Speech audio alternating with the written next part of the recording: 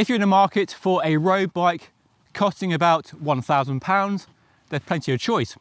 A new one to add to your list is this, the brand new Orbea Avant, an aluminium endurance bike with a really smart looking frame. And in this video, I'm going to review the bike, tell you how it rides, go through the frame and component highlights, talk about the price, and help you decide if it's a bike for you. So let's dive in. Orbea first launched an Avant endurance road bike about 5 or 6 years ago, a carbon fibre disc brake road bike. But this is an all new aluminium only platform designed to offer an affordable price point, and there are 5 models available. The 2 cheapest use rim brakes and start at £939. Then the 3 top end models use disc brakes, and this is the cheapest disc brake version, costing £1,159, with Shimano Claris group set and Textro mechanical disc brakes. The range tops out at £1,749 with Shimano 105 11-speed mechanical shifting hydraulic disc brake group set. Before I dive into the frame and component highlights, let's talk about who this bike is for. Well, clearly the price point means it's perfect for the new cyclist. £1,000 is a really competitive price point, helped by cycle to work schemes and other schemes like that, where you pay for it through work. And £1,000 or just over, there's a lot of choice. Most manufacturers offer a really good bike at a price that offers great ride quality and good value for money. And this bike definitely ticks all the boxes in a bike of that price range. Endurance bikes like this are well suited to beginners and new cyclists because they're more laid back, more relaxed in the handling compared to a quite pointy, agile race bike, which is designed to be very fast moving, corner really fast, move around in the peloton extremely well. But an endurance bike, a bit higher at the front, so more relaxed riding position, a bit shorter, so you're not as stretched, longer wheelbase, so it's more planted at high speed and rough surfaces. So all those attributes are well suited to a new cyclist, whether it's a first bike or they're stepping up from a cheaper bike and they want a more serious road bike to meet their aspirations for sporties in the summer, maybe some road racing, or just longer rides in the summer when the lockdown eases. For more experienced cyclists, this is a great second or third bike maybe. You put your carbon fibre race bike away in the winter and use this for your winter training miles in the mud and rain. Wide tyres, mud guards, nice relaxed geometry. It's not going to cost a fortune if you're adding it to your fleet of bikes as well. So a good second or third bike. Just a really good bike for commuting as well, mud guards as well. So now we talked about who the bike is for, let's go through some of the frame and component highlights on this bike. It's blooming freezing, so I'm just putting my gloves on. Incidentally, if you like the Giro outfit I'm wearing, the helmet, the shoes, the top, tights and the gloves, there are links in the description down below. Okay, let's move on to what you get for your money, and we'll start with the frame and particularly the front end, because you see the cables are routed underneath the stem and into the frame, which is not something you see at this price point. It's something you see at the very top end of the road bike market. It's a feature that's become very popular in the last few years in the pursuit of aerodynamics.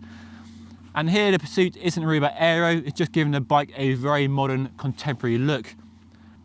So the cables go underneath the handlebar, as they normally do, underneath the stem, then into the frame via the special spaces around the steering tube and into the head tube of the frame. We had quite a few spaces here, but you can remove those and trim the steering tube and lower the handlebar if you want a lower front end. And when you buy your Orbea from your local bike shop, they'll definitely do that for you. They'll make sure you're fitted on the bike perfectly and trim the steering tube as you need. So that's a really neat feature. And like I said, not something you see on bikes costing this much money. You have to spend a lot more money. I'm talking like £4,000, £5,000, £6,000 before you get this sort of integrated front end. But very neatly, it's a normal handlebar, so you can upgrade the handlebar if you want, and you can even swap the stem as well if you want to, so you're not tied in to a bespoke front end solution like you get on other high-end race bikes. So very neat front end, looks very clean. And then the frame itself is a triple butted hydroformed aluminium frame with a carbon fibre fork.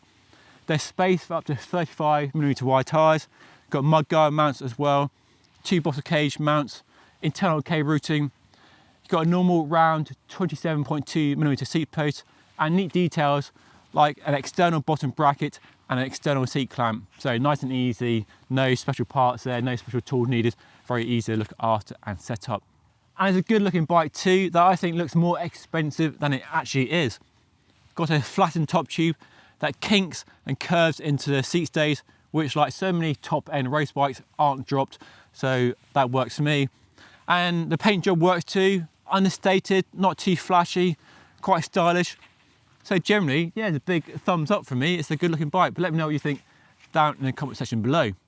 For your £1,159, you get a Shimano Claris 8-speed group set with a compact 50-34 chain set and a wide range 11-32 cassette. Don't let the fact it's 8-speed put you off. It's just as good as 9, 10, 11 speed in terms of range. So you have the low gear you need going up steep climbs and the gear you want for going down fast descents, so no problem there. What you miss out on are having tightly spaced sprockets give you the perfect cadence at all times. So you might find you have to jump around the gears a bit more or not have the perfect gear in every situation. But for the rider this bike is aimed at and for the riding it's aimed at, it's fine. And I rarely found a problem, even here in the Cotswolds, on some very undulating rolling roads, steep climbs in places and some fast descents. So the gearing worked well.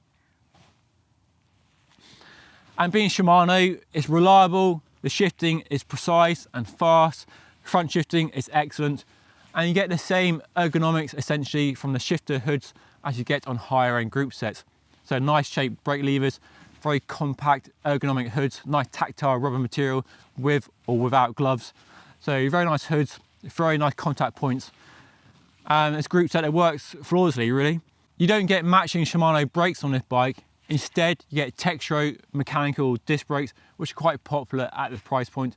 And they work okay, but as used to hydraulic disc brakes as I am, these just don't feel as good in terms of lever feel, just don't have the power when you really want to stop fast. They're comparable to a rim brake that's well set up. They're easier set up with loads of adjustability on the caliper.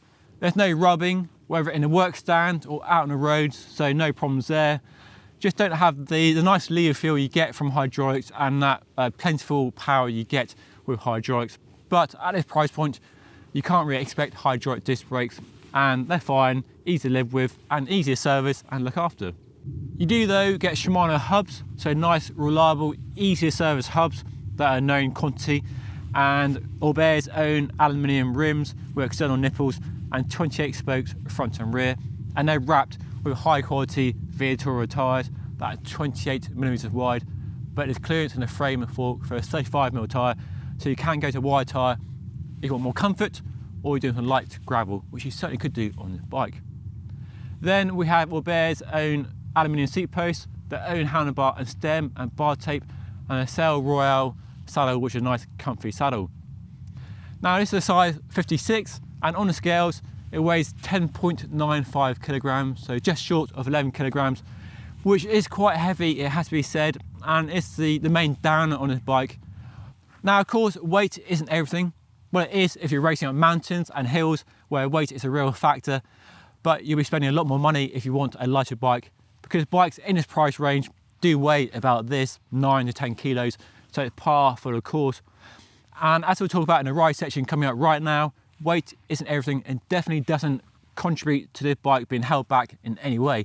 It definitely doesn't hobble the performance of this bike, because the performance is extremely good. Regardless of your cycling experience, the Avant is an easy and fun bike to ride. Because it's a lot more affordable than carbon fibre, aluminium is a common material at this price, but you're not being shortchanged when it comes to ride quality. With a well padded saddle and bar tape and 28mm wide tyres, the ride is impressively smooth.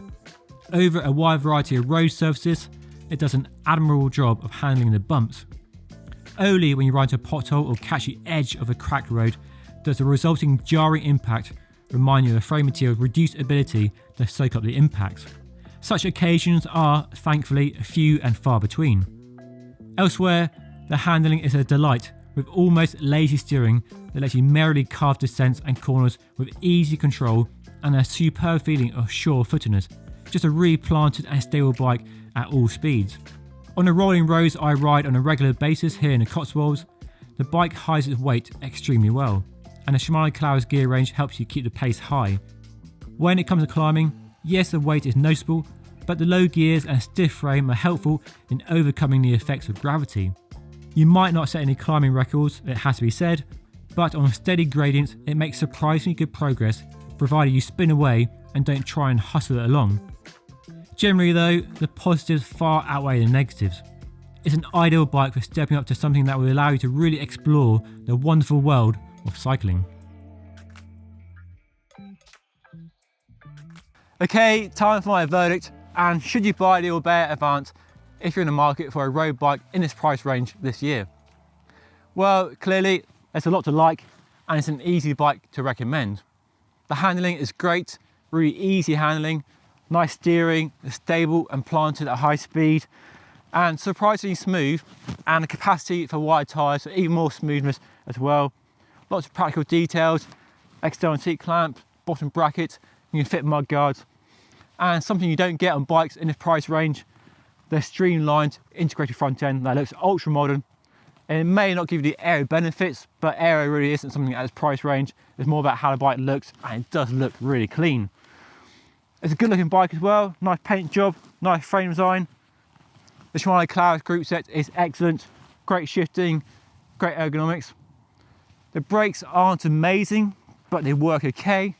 And the weight of the bike is a little bit heavy, but hard to criticise because most bikes in this price range are about this sort of weight. So a few tiny blemishes if you're being critical, but generally not enough to take away from the polish, the sheen on this very refined looking bike. So great ride, great looks, a great all-round bike that's easy to recommend. So there we go then, my review of the Orbea Avant. Now if you have any questions at all, do feel free to put them in the comment section down below and I'll do my best to answer them. If you enjoy watching the video, maybe hit that thumbs up button, it means a lot to me. And if you haven't already, subscribe to my channel by hitting that red button over there. And other videos floating around of other bike reviews on my channel, so check them out if you want. That's all for now. Thank you so much for watching. I'm gonna go somewhere warmer because it's freezing out here. And I'll see you all again next time. Thank you so much for watching.